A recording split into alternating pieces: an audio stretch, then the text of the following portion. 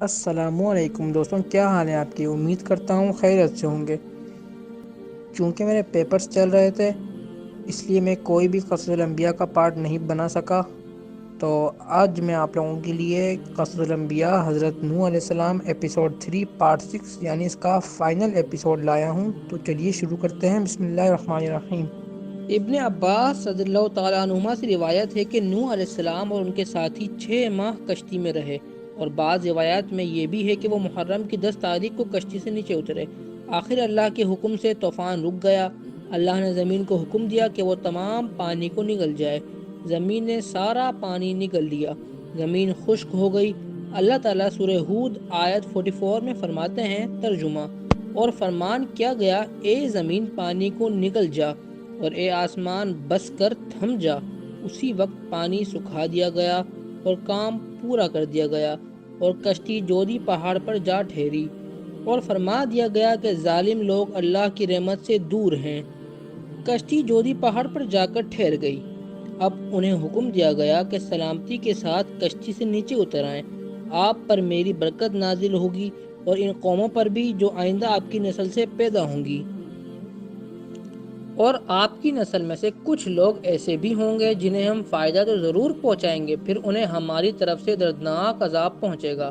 بہت سی روایات میں یہ بات آئی ہے کہ نوح علیہ السلام ایک لمبی مدت یعنی 6 ماہ تک کشتی میں طوفان تھم جانے کا انتظار کرتے رہے۔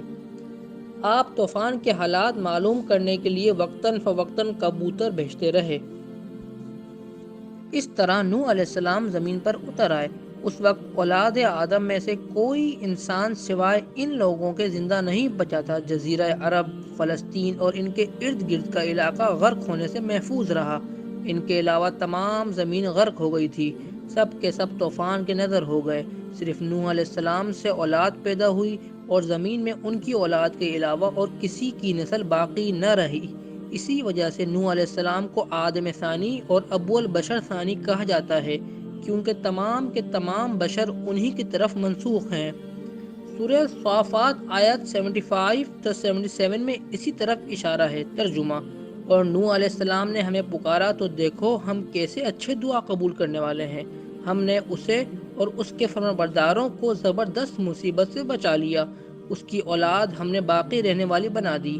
ایک دوسری جگہ اللہ رسولوں کے بارے میں ذکر کرتے ہوئے فرماتے ہیں، اے ان لوگوں کی اولاد جنہیں ہم نے نوح کے ساتھ چڑھا لیا تھا، وہ ہمارا بڑا ہی شکر گزار بندہ تھا۔ نوح علیہ السلام کے 3 بیٹے تھے، سام، حام اور یافت۔ سام کی نسل زیادہ تر سفید رنگت کی تھی اور بہت کم لوگ ان میں سیاہ فام تھے، البتہ کچھ ان میں گندمی تھے۔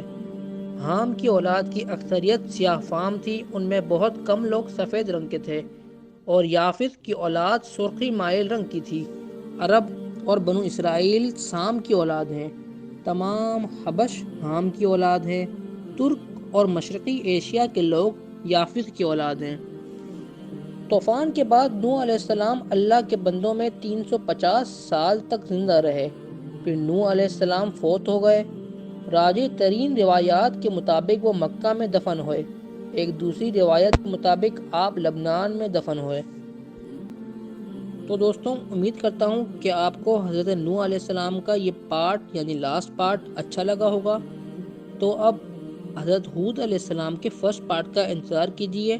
اپنا خیال رکھیے۔ اللہ حافظ۔